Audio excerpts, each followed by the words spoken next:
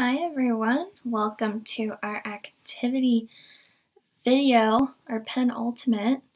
So this is activity 9 this week, and we're combining 3 different things into one activity, so it's jam-packed and a lot of fun.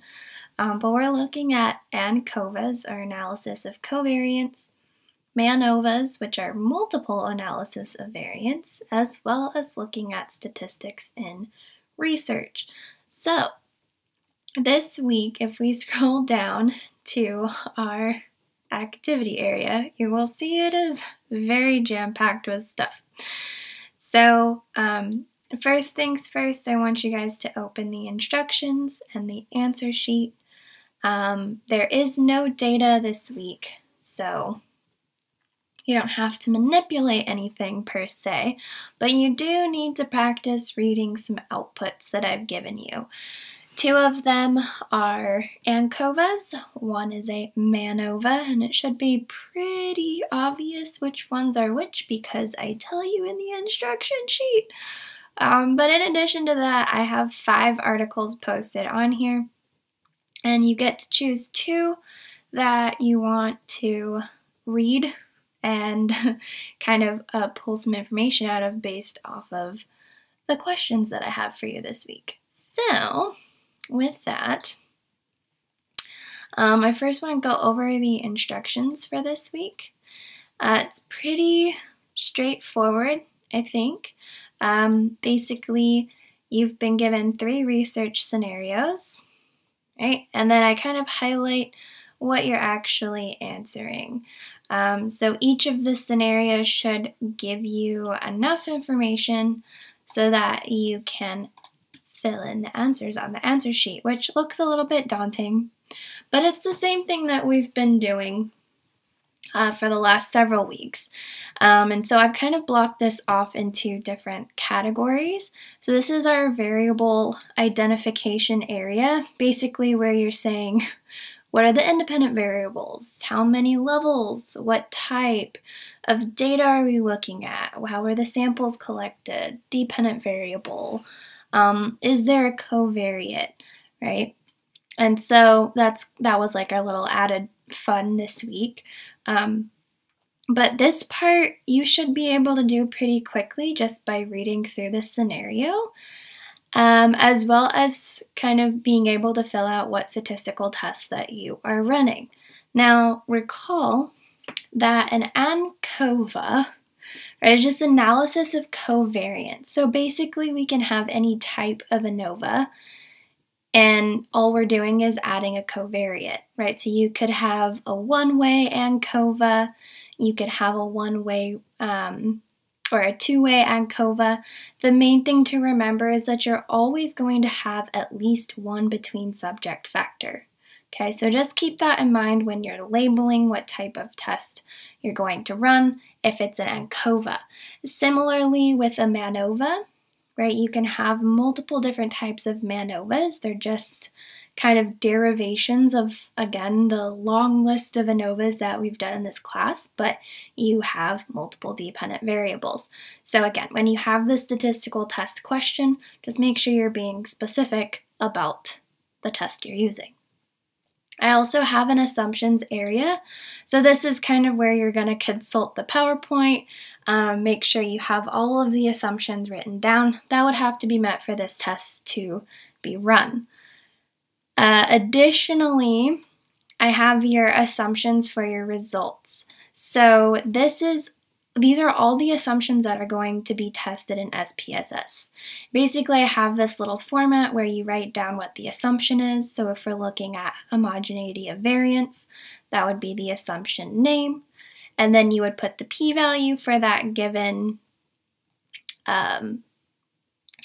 test, right? And then the interpretation of that p-value based on its comparison to 0.05, which is our typical deal, okay? So I have this criteria 2 points each, right? Because each of these tests is going to have a different number of assumptions that are tested in SPSS, so that is up to you to know what to do. We also have a main effects area. So this is going to be where the p-values and interpretation of the overall effect of the test is going to be looked at, as well as if you have any post hocs or significant pairs that you're looking at towards the end. So this question format is repeated for part 1, 2, and then part 3, you can see there's a little bit more points, just because there's a bit more to analyze in that one, and you'll see why when you read the instructions. But lastly, in the activity, you're going to choose 2 of 5 articles that I've given you. So this semester, I've been in a journal club, and we've been looking at neurological disorders in gait and locomotion. So these are 3 of kind of the neurological disorders that we focused on, and these were 5 standout articles that I thought were good examples of statistical tests that we've run in this class so far. I think you really only need to look at the methods section to answer these questions, right? What are the variables? How are the samples collected? Literally, this should be straight out of the methods section. Typically, there's a statistical analysis portion of the methods section. Try not to write it word for word because some of their language is slightly different than what we use in this class. But try to figure out how you would put it into words and how we've kind of formulated our tests, or at least how we word our tests in this class. Okay, so you'll write down what statistical tests or tests that they use. Some of them use more than one.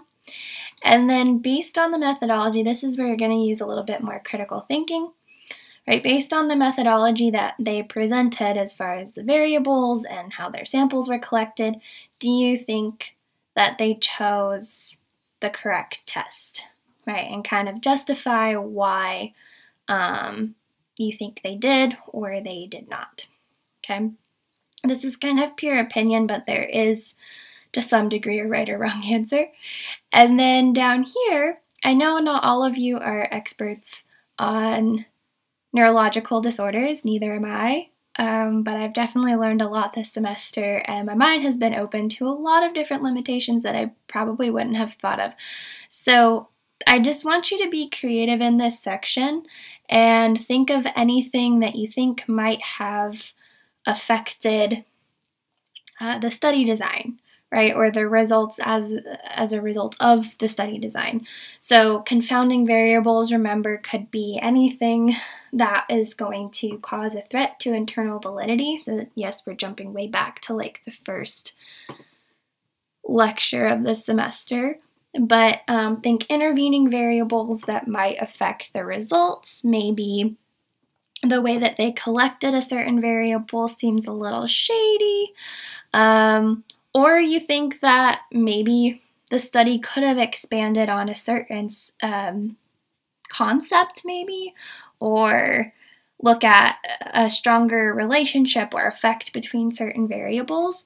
So you kind of have a little bit of leeway where I want you to say this is a limitation or this is something they could have done better, and then how that might have affected the results or how that particular factor could kind of provide a basis for future research questions within that area, okay? So you can pick whichever one you want.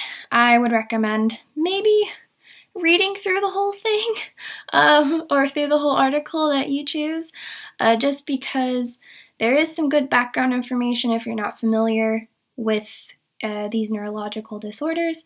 But also in the discussion section, you can likely skip over the results because I don't think that super applies to what I'm trying to get at for the point of this, but usually in the discussion section there is a limitation section, and this is true for most scientific research. So, because there's always a limitation. So if you say there are no limitations, I think this author did a great job. Think harder, okay? It's a 5-point question, so put a little thought into it.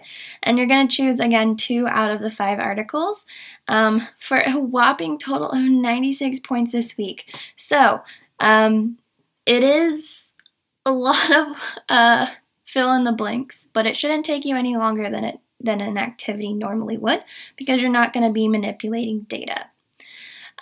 Basically, all you have is 3 of these outputs that I've put together, and I've omitted some lovely information, and also kind of labeled these different parts because ANCOVAs and MANOVAs are ran in several steps. So as you're going through these outputs, if it's like, I'm totally lost, make sure you watch the lecture video and go through the lecture PowerPoint, because I do put examples of the outputs in the PowerPoint, which should be helpful to you. Additionally, we also have the flowcharts that I usually put up on a weekly basis, so those might be of help to you as well.